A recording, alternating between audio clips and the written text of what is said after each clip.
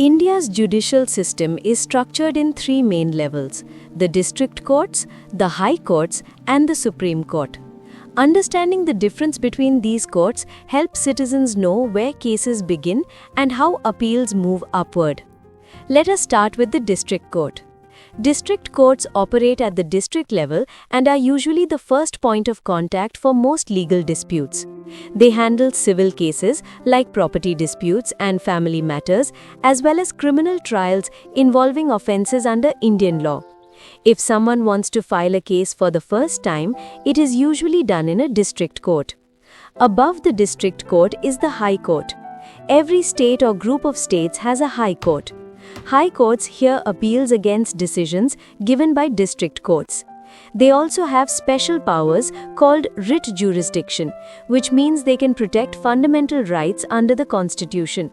High courts supervise and guide the functioning of lower courts within their state.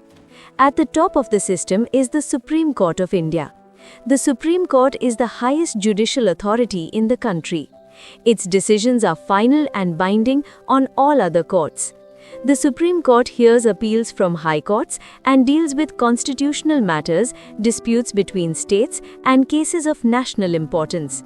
The main difference between these courts lies in their level of authority and jurisdiction. District courts handle original cases. High courts mainly hear appeals and constitutional matters within a state. The Supreme Court handles the most important legal and constitutional questions affecting the entire country. Another key difference is geographical jurisdiction. District courts work within a district. High courts work within a state or group of states. The Supreme Court has jurisdiction over the whole of India. This structured hierarchy ensures fairness, review, and checks at every level. If a person is dissatisfied with a lower court's judgment, they have the right to appeal to a higher court following proper legal procedures. Understanding this difference empowers citizens to approach the correct court when needed.